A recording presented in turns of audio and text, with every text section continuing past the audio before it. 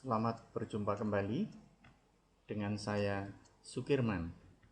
Untuk pertemuan kali ini saya akan menyampaikan materi tentang mencari gagasan usaha. Salam jumpa, salam sehat, salam sejahtera, dan salam bahagia. Saudara-saudara sekalian, di dalam memulai sebuah usaha, kita harus berani mencari gagasan baru. Tujuan di dalam pembelajaran ini adalah yang pertama, menjelaskan cara-cara mencari gagasan baru. Kedua, menjelaskan bidang usaha kelompok kreatif. Ketiga, menjelaskan bidang usaha kelompok konsultatif. Keempat, menjelaskan bidang usaha kelompok pelayanan.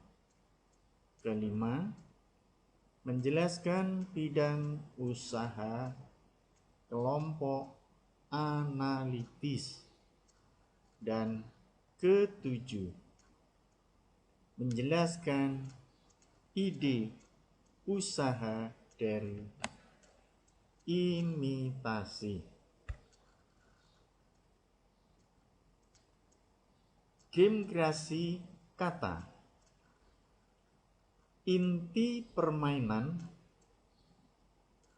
menciptakan berbagai hasil kreasi baru dari gabungan dua kartu. Yang B, sasaran menciptakan ide usaha atau produk melalui spontanitas kombinasi ide camper dan head. Waktu 15 menit. Prosedur sebagai berikut. Sedangkan kita menggunakan metode ATM, yaitu mempelajari bisnis yang sudah ada. Kedua, mengkaji input dan output suatu bisnis. Ketiga, menganalisis tren populasi dan data demografi. Keempat, mengkaji tren ekonomi. Kelima, meniru dan memodifikasi 4P: place, price, product, and promotion. Ini dari marketing mix-nya Porter. Nah, sekarang kita lihat modifikasi dari 4P. Sebenarnya konsumen itu menginginkan apa? Kita lihat dulu, kita cari sasaran-sasaran yang dibidik adalah konsumen. Tetapi keinginannya dia itu apa? Sehingga mudah untuk memenuhinya. Yang kedua, bagaimana cara memuaskan konsumen. Nah, konsumen itu pasti dia akan memiliki kepuasan di dalam menggunakan atau membeli suatu produk.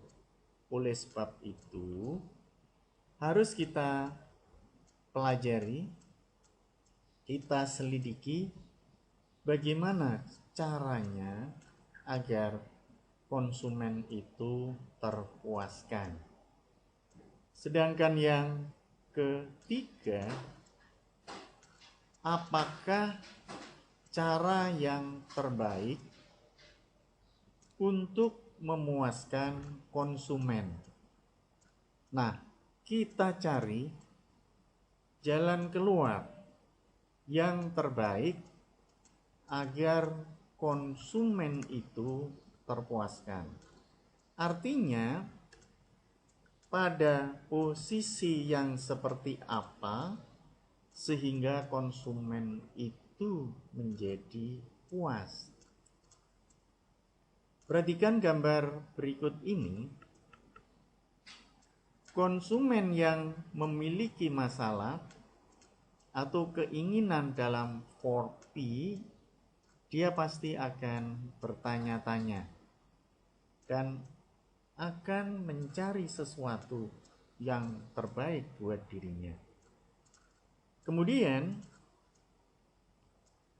sebenarnya apa yang bisa ditawarkan kepada konsumen? Nah, pada posisi inilah kita harus mencari solusinya. Apa sebenarnya yang bisa ditawarkan kepada konsumen? Kalau dari gap tersebut terpenuhi, maka konsumen akan terpuaskan dan dia akan tersenyum bahagia, sehingga akan menjadi konsumen yang potensial.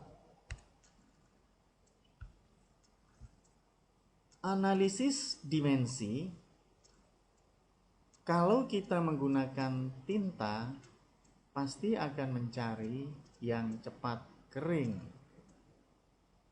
Kemudian badan, warna-warni, tutup, bahan, fungsi, tambah, radio, atau lampu. Sekarang kalau kita lihat, ada mobil, ada sepeda, berarti analog. Tinggal konsumen itu mau naik mobil atau naik sepeda sesuai dengan kemampuannya. Nah, kedua adalah kolom. Terus ada foto. Kita lihat di sini, jadi ternyata truk itu juga bisa digunakan sebagai iklan. Your ad here. Terus di bawahnya nama perusahaannya. Nah, jadi sambil berjalan tidak sengaja, maka di situ akan muncul semacam promosi atau penawaran dari suatu produk. Kemudian mengiklankan alat pembersih, medium yang dibersihkan, kemasannya seperti apa, bentuk bahannya, cara membersihkannya. Nah, jadi kalau itu misalnya hanya sekedar pembersih lantai, mestinya apa yang digunakan, alatnya apa, berapa volumenya, terus bentuk bahannya apa, dan caranya bagaimana. Tapi kalau itu digunakan untuk pembasmi hama tanaman bunga atau untuk ngasih protein pada tanaman bunga, nah mediumnya juga seperti apa, jadi akan mempunyai bentuk yang berbeda. Ini yang dimaksud dengan metrik morfologi. Analisis kompetitif. Kita lihat di sini breakdown, jadi ada penawaran berbagai macam harga, ada contoh barang, atau bisa merakit kembali, atau menganalisis proses, dan juga menganalisis biaya. Jadi kalau di situ terjadi produk-produk yang sejenis, merupakan persaingan yang sejenis, usahakan bahwa produk itu bisa ditawarkan lebih murah dibanding dengan harga pesaing. Bisa dengan melakukan merakit kembali atau prosesnya diulang supaya biaya bisa ditekan, dan juga dianalisis seberapa besar biaya yang dibutuhkan. Kemudian selera saat ini. Apa yang menjadi selera konsumen saat ini?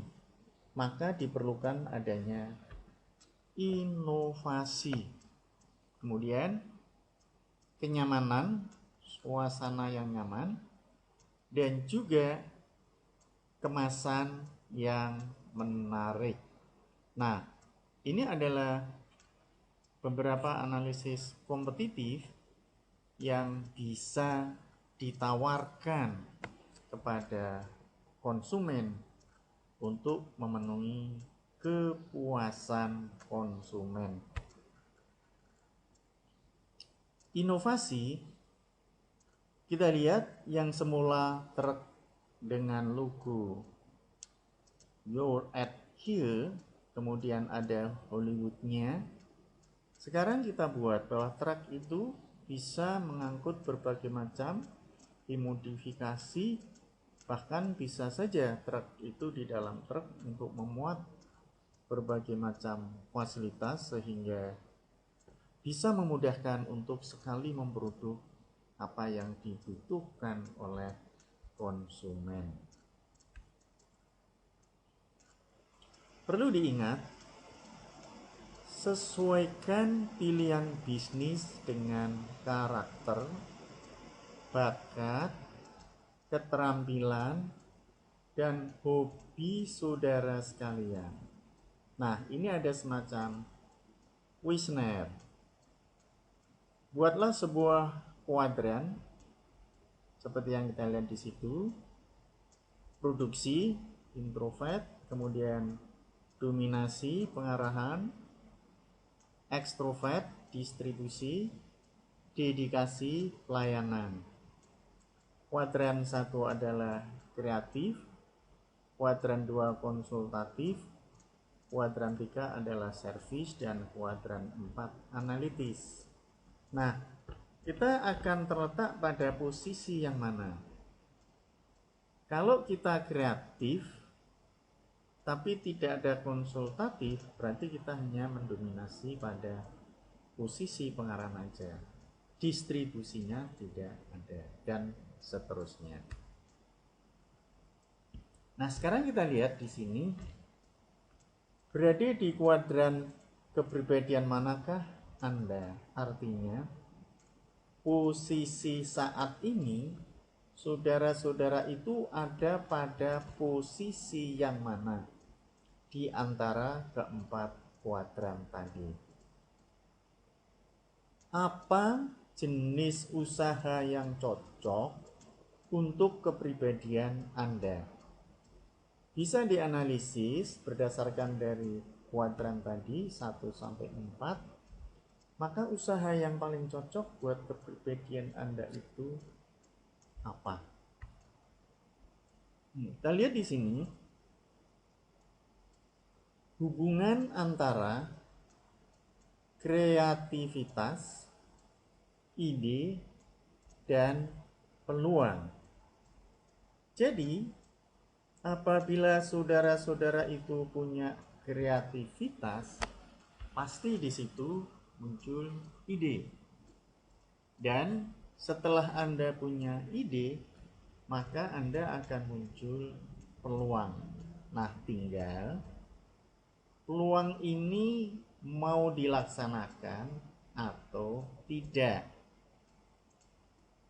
Kalau Anda pada posisi peluang, Anda tidak memanfaatkan peluang itu, maka peluang itu hilang atau diambil oleh orang lain.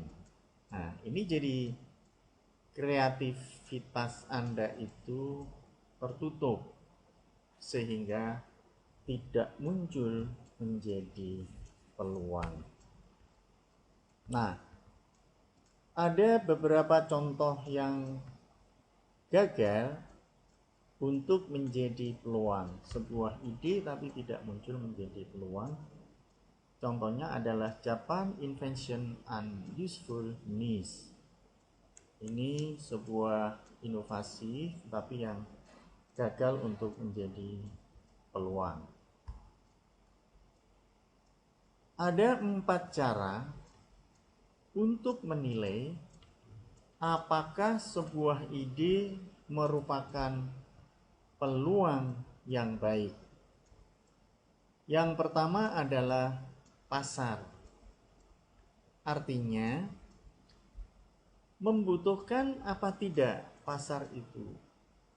Kalau di dalam pasar tersebut konsumen tidak membutuhkan, maka ide itu tidak bisa menjadi sebuah peluang.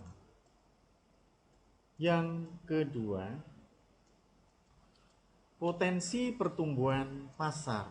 Pasar itu bergerak, tumbuh. Semakin besar pertumbuhan pasar itu, maka semakin berharap ide itu menjadi peluang yang baik. Tapi sebaliknya, kalau pertumbuhan pasarnya itu kecil atau tidak ada, maka peluangnya pun juga akan hilang. Kemudian dari sektor biaya. Berapa biaya yang dibutuhkan untuk mewujudkan ide itu menjadi peluang? Apabila biaya tersebut terlalu besar, berarti pembiayaannya juga menyulitkan. Akibatnya ide tersebut pupus, tidak bisa diwujudkan. Yang keempat adalah resiko. Setiap kali orang melakukan bisnis, tantangan yang paling berat adalah resiko. Nah, risiko itu ada di mana-mana. Apabila ide saudara itu sudah terhenti karena risiko, maka ide tidak bisa menjadi peluang. Baru akan mulai sudah takut rugi. Atau sebenarnya ada pasar tapi risikonya juga terlalu besar, sehingga ide itu hilang dari harapan peluang. Nah, ini plus minus dari pasar. Kita lihat dari customized atau masalah jenis produk yang dijual di sini adalah banyak sekali produk. Konsumen juga akan mencari apa yang dia butuhkan. Di situ ada jenis produk macam-macam, ada ukuran besarnya, ada sasaran dari targeting, positioning, kemudian juga ada pengembangan. Nah, kalau kita lihat di sini, dari posisi yang pertama, pasar itu mempunyai banyak produk, pasti, jadi konsumen itu mudah.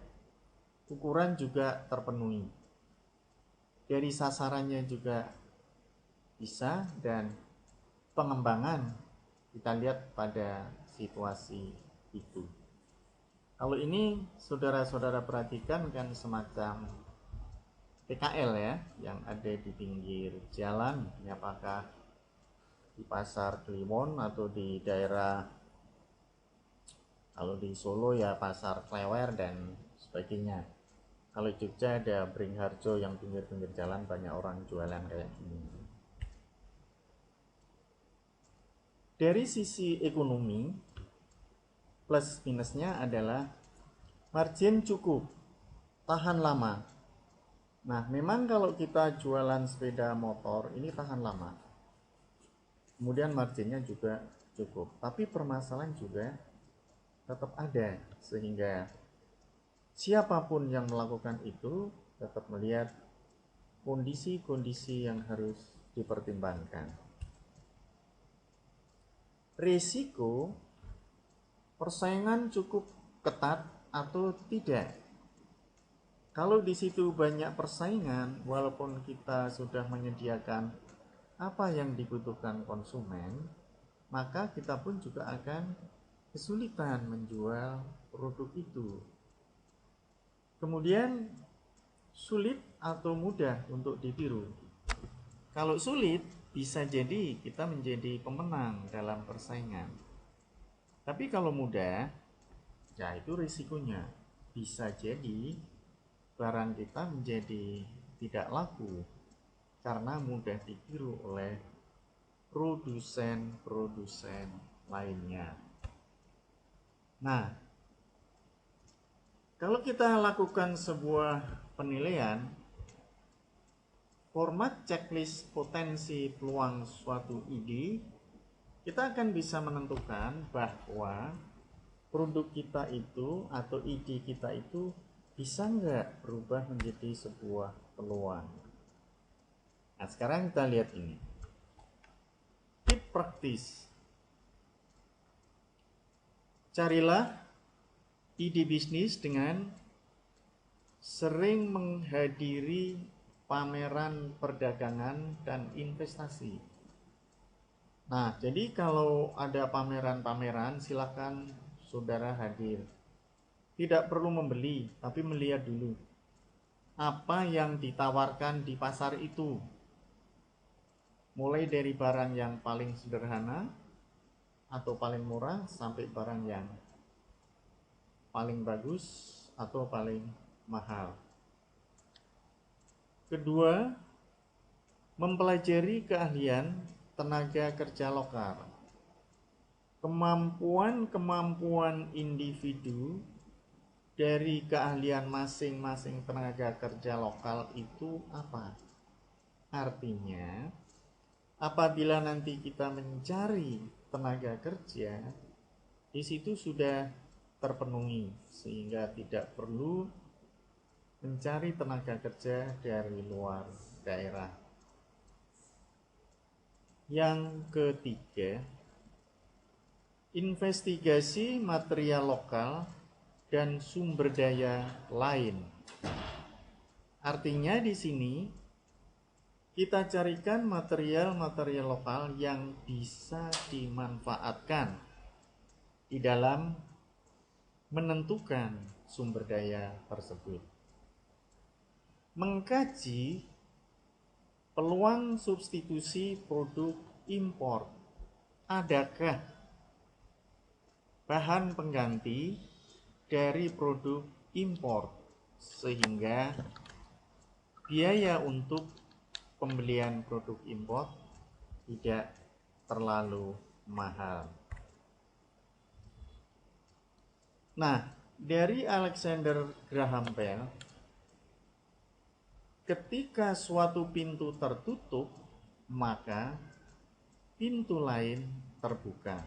Namun, kita seringkali terpaku,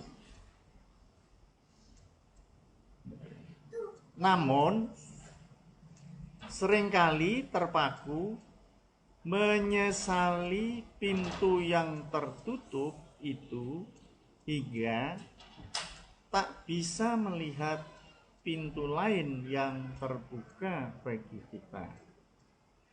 Nah, itu adalah dari Alexander Graham Bell. Teruslah maju dengan ide-ide yang cemerlang. Saudara-saudara sekalian, itulah tadi dari beberapa materi yang sampaikan kepada saudara tentang bagaimana kita memulai atau mencari gagasan baru. Nah, jangan lupa apabila saudara-saudara mencari gagasan tersebut, usahakan temuan-temuan itu bisa menjadi kenyataan. Demikianlah saudara sekalian pertemuan kali ini. Salam sehat, salam sejahtera, dan salam bahagia dari saya, Sukirman.